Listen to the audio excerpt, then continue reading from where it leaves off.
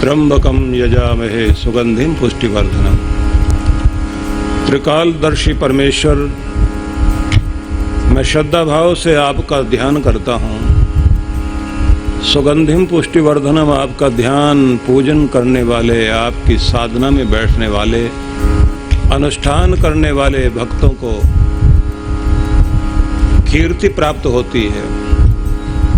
सुगंधि कीर्ति, पुष्टि फलना फूलना, वर्धनम उन्नति होती है। उर्वारुकमिव बंधनान, जिस प्रकार से फल पककर डाली से पृथक होता है, ऐसे हम भी इस जीवन में पूर्ण परिपक्व होकर आयु पूरी पाकर और फिर इस जीवन की डाली से पृथक हो, संसार छूट जाए पर आपकी चरण शरण न छूटे, हमें अपमृत्यु न हो, पूर्ण आयु भोग कर आपके आनंद में समाहित हो जाएं। तो जितनी श्रद्धा से जाप पाठ करेंगे शक्ति मिलती है। ध्यान रखें, यहाँ बुद्धि का तर्क वितर्क का काम नहीं है, यहाँ भावनाओं का कार्य है।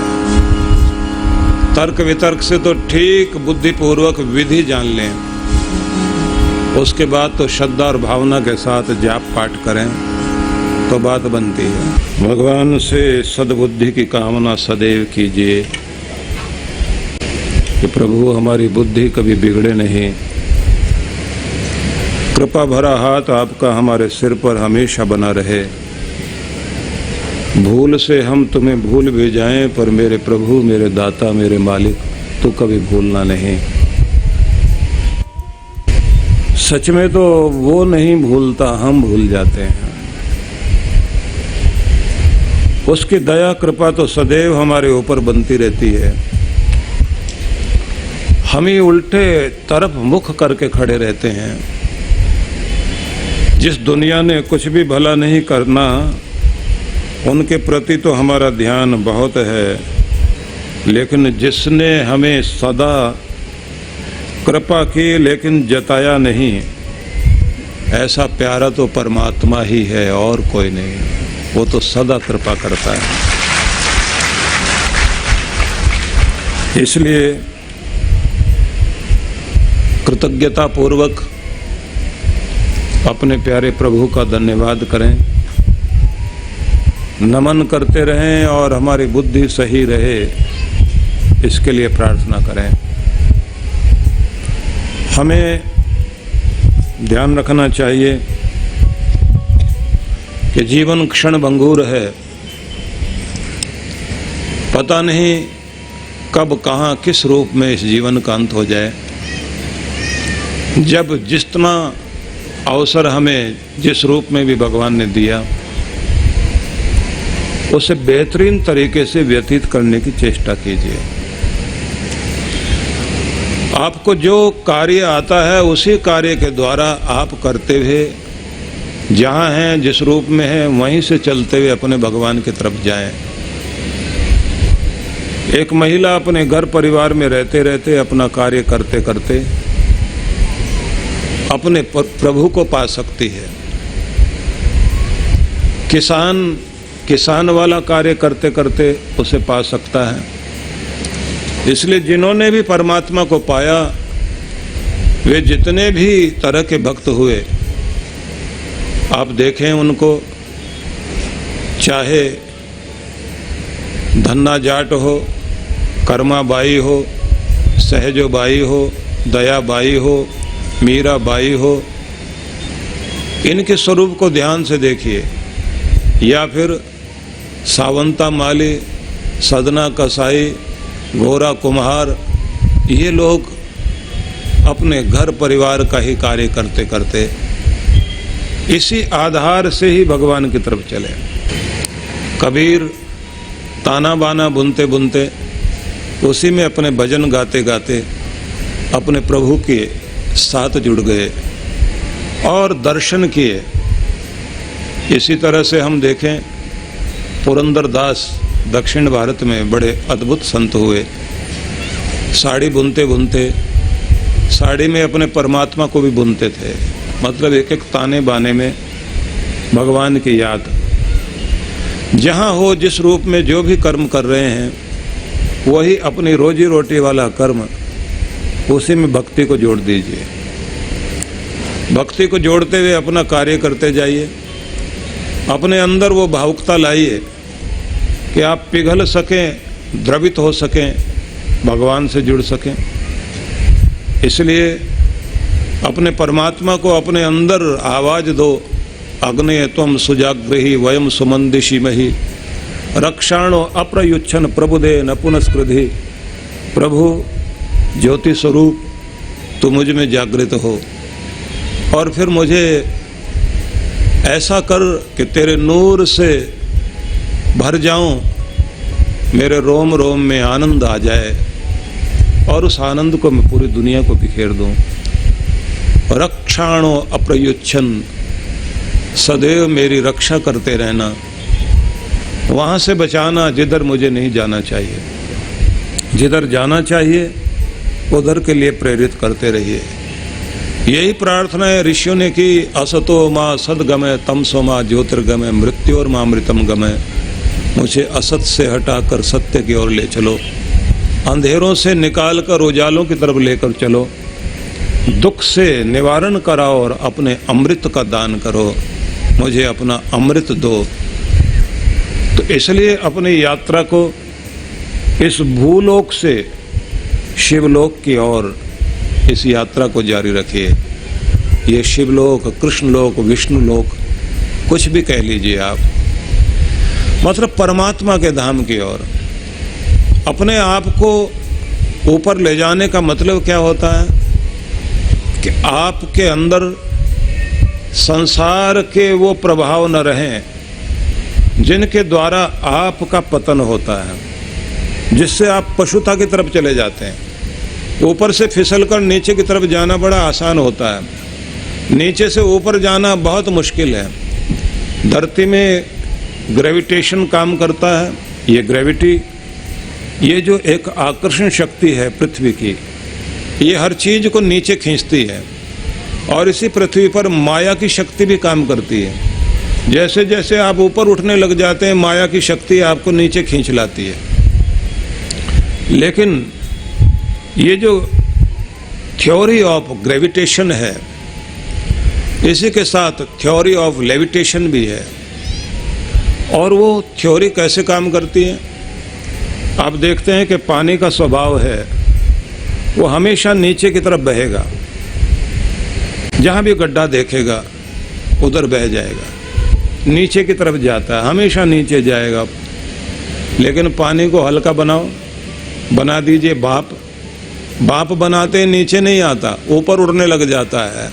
तो अपने आप को परमात्मा से जोड़िए और इतना हल्का बनाओ कि माया रह जाए नीचे और उड़ करके ऊपर पहुंच जाओ।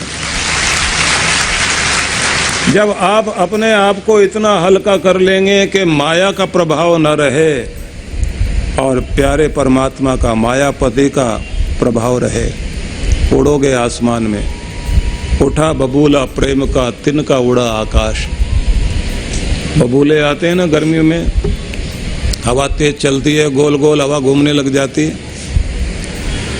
तो तिनका तो धरती पर ही पड़ा रहता है, लेकिन जब बवंडर आता है ना हवा का, तो तिनकों को देखा होगा अपने आसमान में उड़ने लग जाते हैं। बहुत ऊंचे जा रहे हैं, गोल गोल घूमते घूमते घूमते घूमते आसमान में तिनका जा रहा है। कोई पतंग डोर नहीं है जो उसको उड़ा रही है। कहते हैं कि ऐसे ही प्रेम का बबूला उठ जाए, उठा बबूला प्रेम का, तिनका उड़ा आकाश।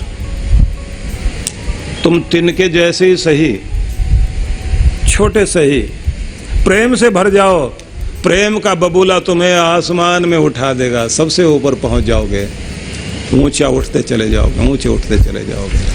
प्रेम भक्ति है।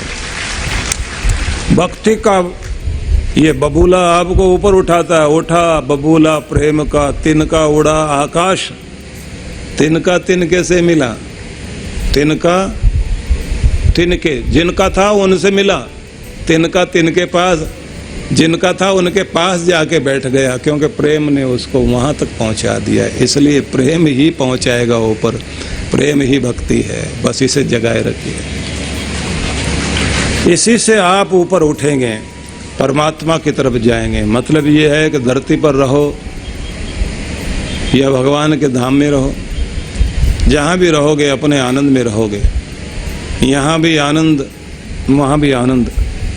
दुखी व्यक्ति यहाँ भी परेशान, वहाँ भी परेशान। और कोई तो ऐसे लड़ाके होते हैं,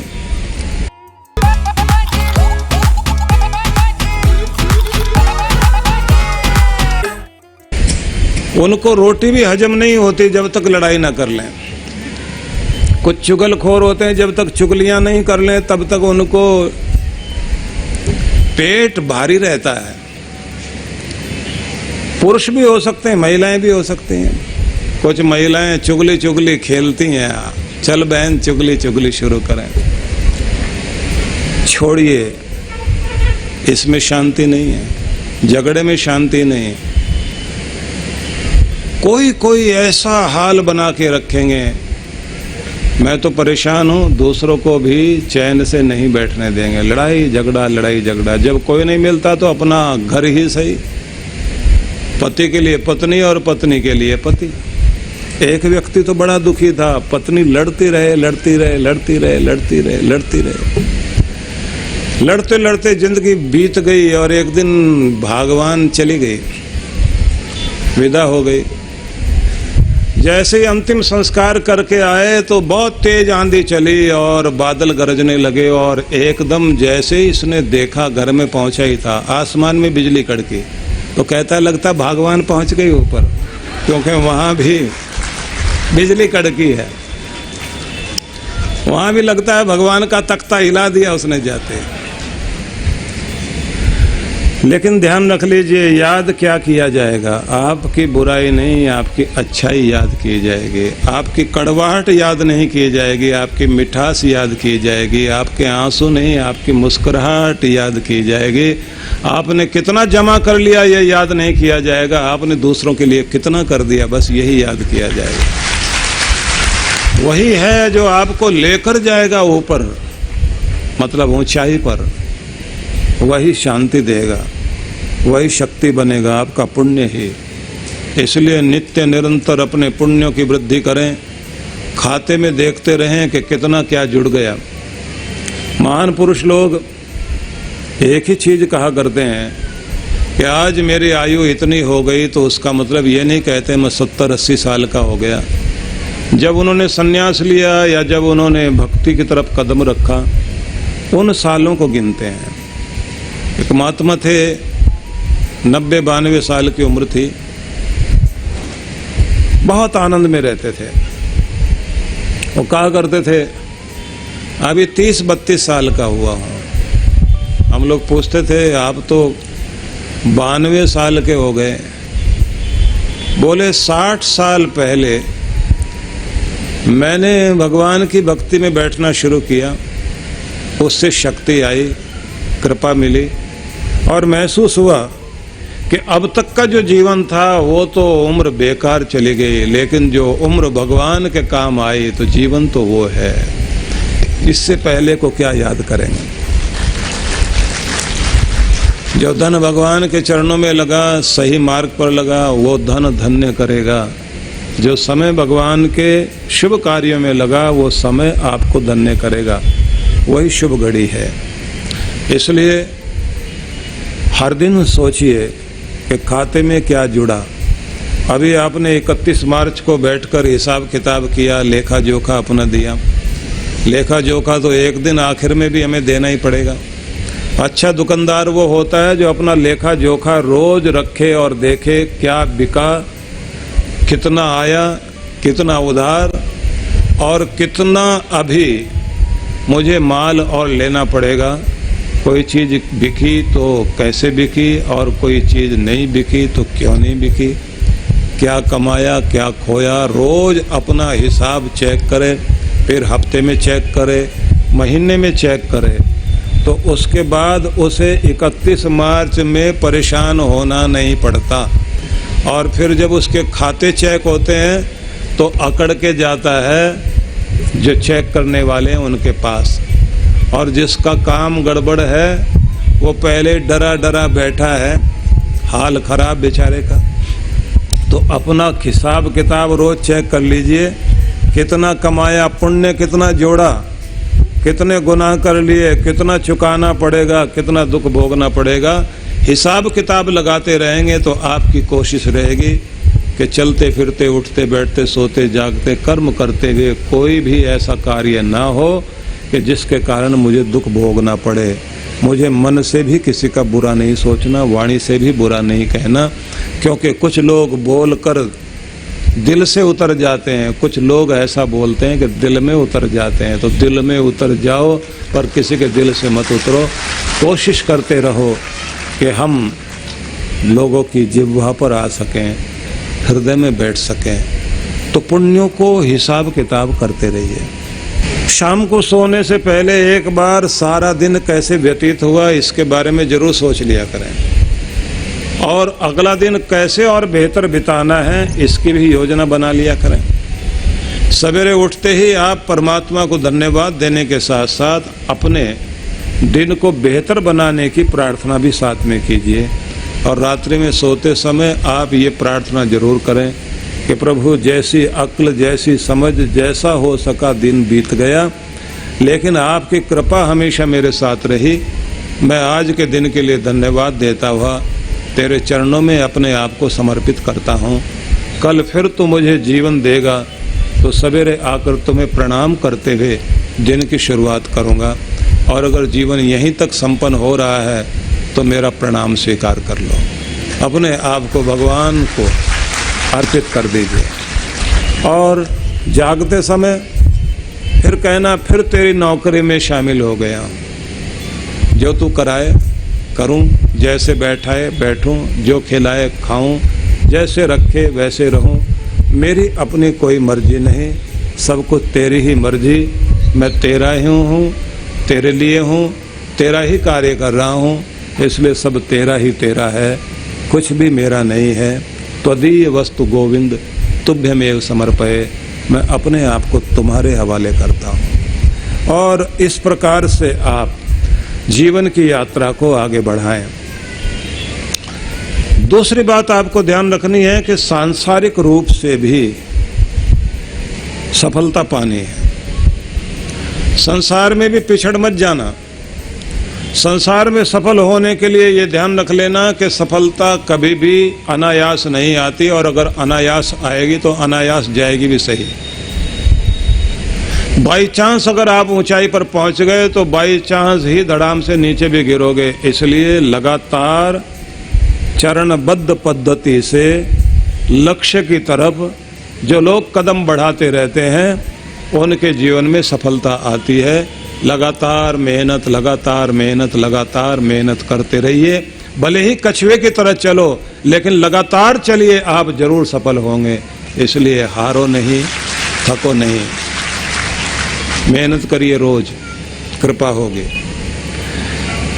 क्योंकि मैंने आपको लोक सुधारने के लिए परलोक की बात कही, अब लोक सुधारने की बात कहना चाहता हूं। स्वयं से बात किया करें।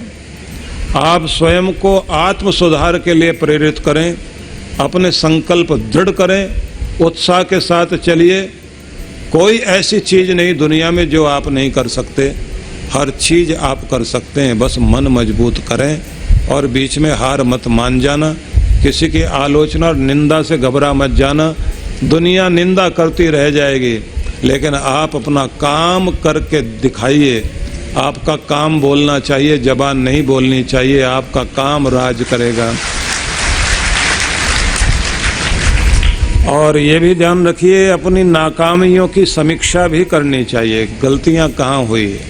जो लोग अपने अंदर सुधार नहीं लाते वो पीछे रह जाते हैं। पर सुधार के चक्कर में पीछे पीछे ही देखते रह जाएं और आगे ना बढ़ें, वो भी गलत होगा। इसलिए आप देखेंगे गाड़ी में, कार में एक मिरर लगा हुआ होता है ऊपर, दर्पण, जिससे आप पीछे की तरफ देखते हैं। पीछे से जो चला आ रहा है ना, पीछे से जो ट्रैफिक आ रहा है उसको देखने के लिए भी एक आपके स्टीयरिंग के साथ, स्टीयरिंग व्हील के साथ ऊपर एक शीशा लगा हुआ होता है, उससे आप पीछे देख रहे होते हैं। साइडों में भी लगे होते हैं छोटे छोटे 2 शीशे, उससे आप पीछे का देखते हैं कि पीछे से कोई ओवरटेक करता हुआ आपको तंग करने के लिए तो नहीं आ रहा। तो पीछे देखने के लिए छोटा शीशा, और आगे देखने के लिए, आगे तो पूरा पूरा कांच ही लगा हुआ है जिससे आप सामने देख रहे हैं। तो इसका मतलब क्या हुआ, पीछे देखने के लिए छोटा शीशा रखिए, बस थोड़ा पीछे देखें कौन सी गलतियां आगे आके ओवरटेक तो नहीं कर रही, बाकी तो आगे ही आगे देखते चले जाओ, सफल हो जाओ।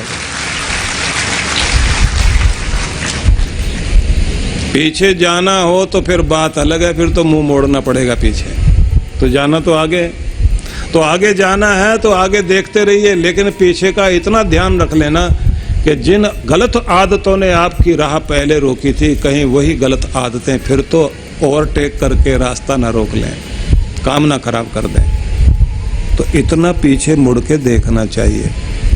तो अच्छा आदमी हर समय अपनी परफॉर्मेंस में सुधार करता है, अपने प्रदर्शन में, अपने कार्यशैली में निरंतर सुधार करता है। और ना समझ आदमी वही गलती बार बार दोहराता रहेगा और वैसे ही चलता रहेगा जैसे अब तक चला है। अगर आप वैसे ही चलते रहोगे तो वैसे ही गोल गोल घूमते रहोगे, चलोगे बहुत, पहुंचोगे कहीं भी नहीं। बात ध्यान रख लेना, कोल्हू का बैल चलता बहुत है, पहुंचता कहीं भी नहीं, वहीं गोल गोल घूम रहा है। बहुत लोगों को मैं देखता हूं पूरी जिंदगी चलते चलते जीवन बीत गया उनका, लेकिन वैसे ही दुखी पहले थे वैसे ही आज है और ऐसे ही कल भी होंगे। उनका भविष्य से आगे कहीं नहीं जा सकता, क्योंकि गोल गोल घूम रहे हैं। वो सुधार करना ही नहीं चाहते, वो आगे बढ़ना ही नहीं चाहते, वो अपनी आदतों को जैसी बन गई उसी में खुश हैं। नहीं बस ऐसे ही हैं हम तो, मेरे से उम्मीद मत कर लेना मैं सुधर जाऊंगा।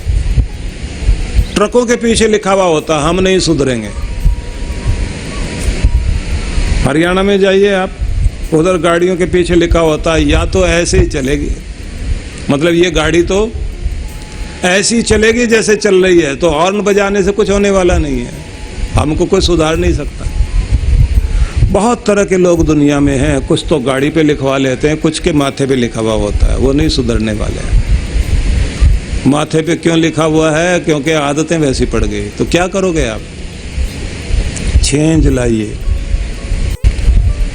मनोविज्ञान एक बात कहा करता है कि पागलपन ये भी है, एक ही काम को उसी तरीके से करते जाना और सुधार न करना और गोल गोल घूमते रहना, उन्हीं बातों को दोहराते रहना, वही बातें दोहराते रहना, वही बातें दोहराते रहना, ये भी एक पागलपन है। लाओ सुधार, देखो पीछे मुड़ो, समझो और आगे जाने के लिए अपनी गलतियों में सुधार ला करके आप बढ़िए। सफलता मिलेगी जरूर, लेकिन देर लग सकती है थोड़ी, धीरज नहीं छोड़ना।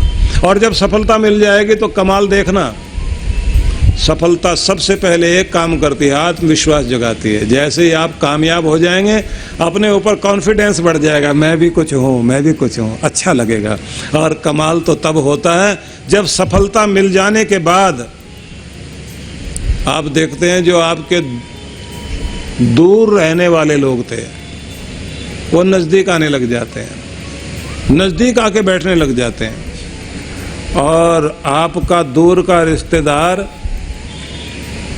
ज़्यादा नज़दीक का रिश्तेदार बताता है अपने आप को, और जिससे कोई रिश्तेदारी नहीं थी वो भी कहता है हम तो आपके रिश्तेदार हैं, थोड़े दूर के हैं।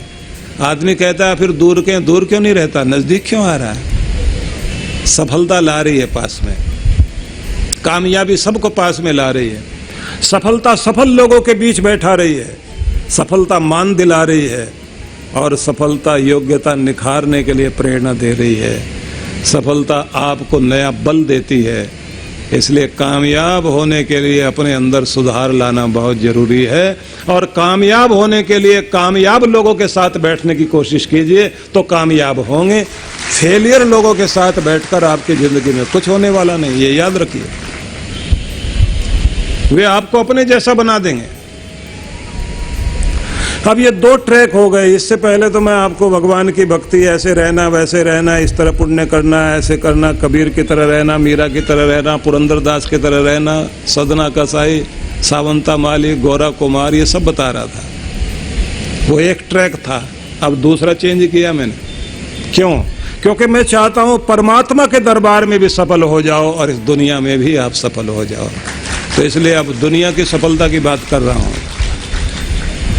तो अपनी हार और अपनी असफलता, उसकी समीक्षा करना और समीक्षा करने के बाद एक नई शुरुआत करने के लिए तैयार होना और कहना, अच्छा करने के लिए, आगे बढ़ने के लिए कभी देर नहीं होती, कभी भी शुरू किया जा सकता है। इसलिए दिन तब नहीं होता जब सूरज उगता है। दिन कब होता है? जब आप जाग जाते हैं, वहीं से दिन की शुरुआत मानी जाती है। तो आपका दिन वहीं से निकलता है जहाँ से आप जाग कर होश में आकर काम करना शुरू करते हैं, तो ही आप आगे बढ़ोगे। आपका दिन शुरू हो गया। और अगली बात, जहाँ जाना चाहते हो उसका निर्धारण कर लो। गर्मियों की छुट्टियां आने वाली हैं तो कितने सारे लोग पहले से प्लान बनाते हैं, उधर घूमने के लिए जाएंगे, इधर जाएंगे, उधर जाएंगे।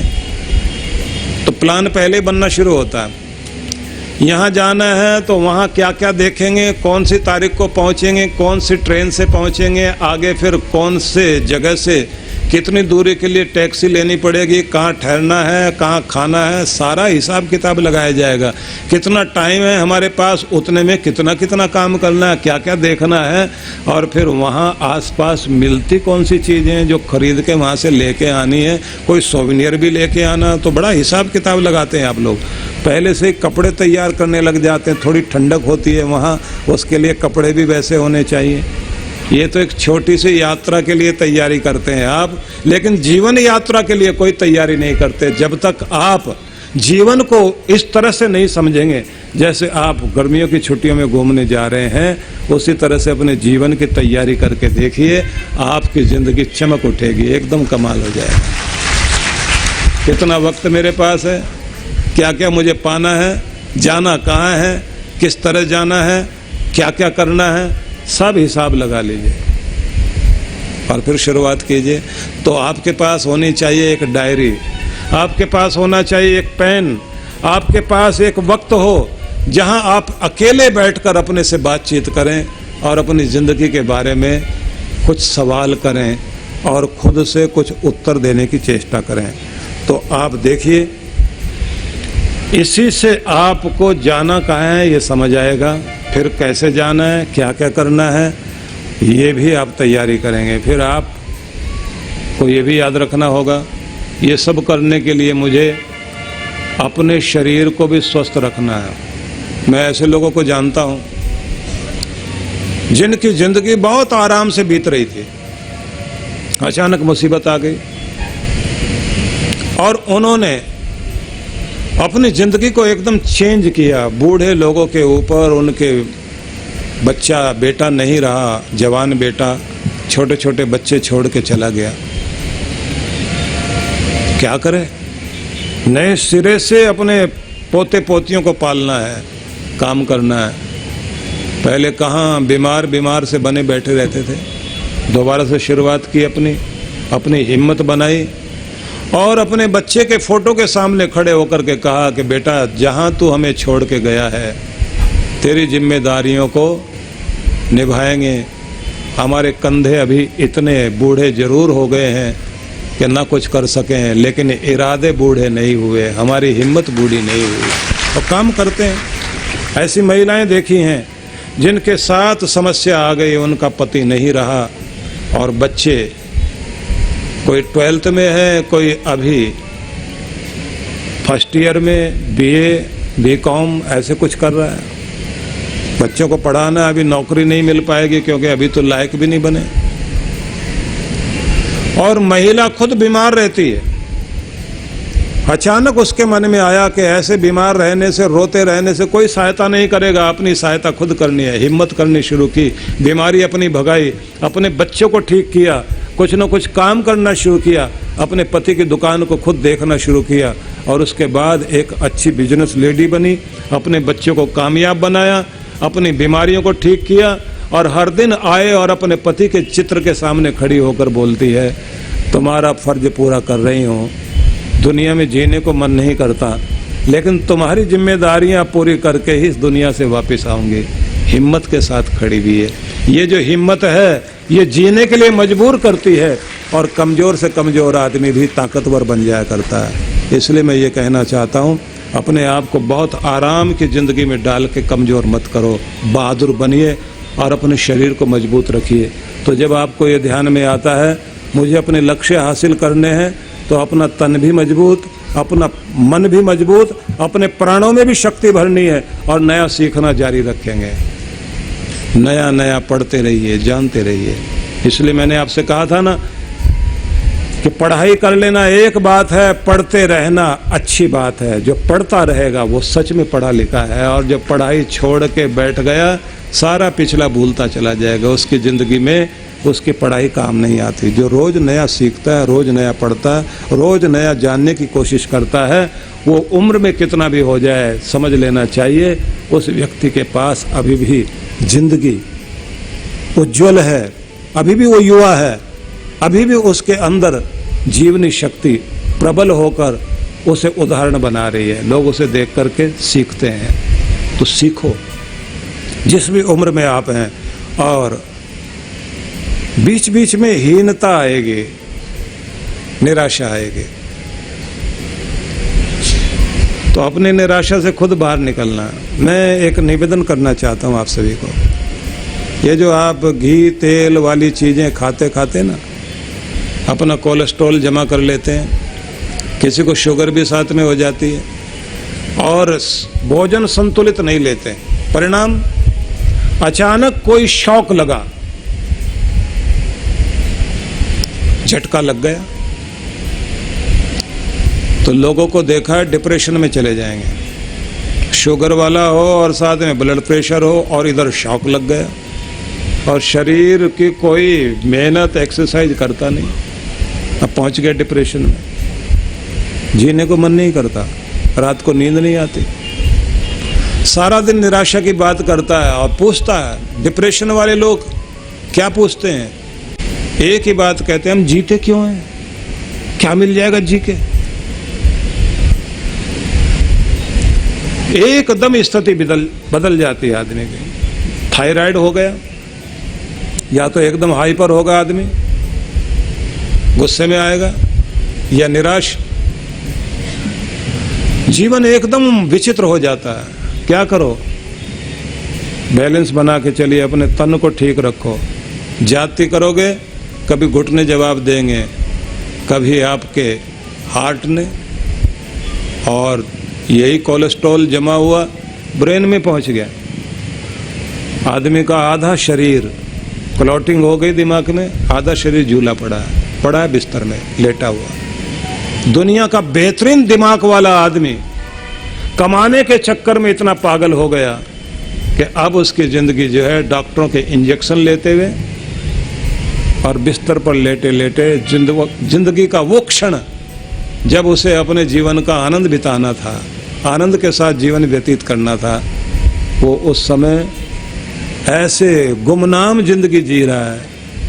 बरसों बीत गए, एक जगह लेटा लेटा जीवन चल रहा है। और किसी किसी को तो बेड सॉल हो जाते हैं, पीठ के अंदर घाव, 3-3, 4-4 इंच के घाव अंदर पीठ पर हो गए। लेटे लेटे बिस्तर ही शरीर को खा रहा है। तो ये ध्यान रखना, आज से अभी से आप कुछ और कमाओ न कमाओ, अपनी सेहत कमाओ सबसे पहले। और दूसरी चीज, प्रसन्न रहने की आदत बनाओ। बिना बात के। खुश होने के लिए पैसे मिलेंगे तो तभी खुश होंगे, ऐसा अगर आप सोचते हैं तो फिर तो सारे पैसे वाले कभी रोते हुए नजर ना आते, वो तो हंसते ही नजर आते हैं। लेकिन पैसे की तो आदत ऐसी है, जितना मिल जाए उतना ही कम नजर आता है और आदमी इसी चक्कर में लगा रहता है। इसलिए भगवान ने जो दिया, जितना दिया, जैसा दिया, उसकी मस्ती में रहो। जो मिल गया उसका धन्यवाद करो, जो अभी नहीं मिला उसके लिए प्रयास किया जा सकता है, लेकिन शौक मनाने की कोशिश मत करो। लाखों से आगे आप हैं और लाखों से पीछे आप हैं। कितना भी आगे बढ़ जाना तो भी आपसे पीछे नहीं, आपसे आगे भी बहुत लोग हैं। और कितना भी अपने आप को पीछे मानते हो, तुमसे भी पीछे लोग खड़े हुए हैं। इसलिए जहाँ हो वहाँ आनंद मनाने का कारण ढूंढिए, दुखी होने का कारण नहीं। और अपना लक्ष्य पाने के लिए अनुकूल माहौल बनाइए। इस इंतजार में मत रहना परिस्थिति अनुकूल होगी तो ही मैं सफल होऊंगा। माहौल बनाना, वातावरण बनाना, और सबसे बड़ी बात, कर्म पर आधारित ही महानता अर्जित होती है। मेहनत बोलती है, मेहनत करो सब कुछ मिलेगा, सही दिशा में, सही ढंग से। और मैं एक बात आप सबसे बहुत ज़रूरी कहना चाहता हूँ, मेरी बात को ध्यान से सुनना। अपनी सोच को नियंत्रित करना सीखिए, अपनी सोच को कंट्रोल करना सीखिए। आपके बस में होना चाहिए। अगर गलत गलत निराशा के विचार आने लग गए, जल्दी अपना ट्रैक चेंज करो। ये क्या मैं सोचने लगा, ऐसे नहीं, ऐसे सोचते सोचते तो मैं कुछ भी नहीं कर पाऊंगा। एक आदमी को मैं देखता था, उसको अगर कोई आके ये बोलता था कि भाई साहब आज ठीक नहीं लग रहे हो, थोड़े कमजोर लग रहे हो आज आप, वो कहता था थोड़ा रुकना अभी, यहाँ मैं आता हूँ अभी, और फटाफट भाग के जाता था और वापस आता था। फिर पूछता था अब बताना कैसा लग रहा हूँ। तो लोग पूछते थे क्या करके आया, बोला 1 किलो दूध पी के आया। अब बता कैसे लगता है। उसको हम कहते थे इतना दूध पीने के लिए भागने की जरूरत क्या थी। बोले हलवाई की दुकान पे गया हूँ, अभी दूध लेके पी के और फिर आया हूँ, क्योंकि इसने ऐसे बोल दिया। मेरा तन तो कमजोर हो ना हो, मन जरूर कमजोर हो जाता है इसकी बात सुन के। एक बच्चे को देखा, घर के लोग जैसे उसे डांटने लगते थे तो सबकी बात सुनने के बाद कमरा बंद करता। घर के लोग घबराए, घर के लोगों ने खिड़की से झांक के देखा, अंदर डांस कर रहा है। उससे पूछा ये क्या कर रहा है, बोला सब पागल हैं, मुझे पागल बनाना चाहते हैं इसलिए खूब डांस कर रहा हूँ। पागल बाहर खड़े में डांट रहे हैं बिना मतलब के, मैं तो अपना काम बहुत अच्छा करता हूँ। उससे किसी ने कहा कि भाई ये डांस करने का फायदा, बोले इनकी तरह अपना सिर पकड़ के बैठ जाओ, ये तो सारा दिन सिर पकड़ के बैठे रहते हैं। मेरे टीचर ने मुझे कहा था कि किसी भी बात को दिल से लगा के दुखी मत हो, और जब दुख आने लग जाए तो जोर जोर से नाचना और हंसना शुरू कर दो, कम से कम पीड़ा तो भागेगी। इसलिए जाके अंदर डांस करके आता हूँ। 20 साल पहले उस बच्चे को मैंने देखा था, आज IAS ऑफिसर बना हुआ है। जब मिलने आता है तो मैंने कहा अब भी डांस करता है, बोले अब नहीं हो पाता, वह तो बचपन में होता था। ये मस्ती चाहिए आपकी जिंदगी में। अगर ये दुनिया की बातें आप दिल को लगा बैठोगे, जीना मुश्किल हो जाएगा। इसलिए सोच को नियंत्रित करना सीखिए कि आपको कोई विचार अगर नीचे ले जा रहे हो तो तुरंत चेंज कर लो। अब फिर मैं और ट्रैक चेंज करता हूँ जल्दी से, क्योंकि मैंने 2 ट्रैक पर आपको लेकर गया, एक भक्ति वाले ट्रैक पर, एक आपको सांसारिक सफलता की बात करी। अब तीसरी बात आपको कहना चाहता हूँ, आपकी बुझी हुई अग्नि को फिर से जगाने की और प्रज्वलित करने की हमेशा जरूरत पड़ती है। तो जहाँ से प्रेरणाएं मिलती हैं वहाँ से अपने आप को जोड़े रखिए, और वो आपका सद्गुरु है, वहाँ से हमेशा जुड़े रहो।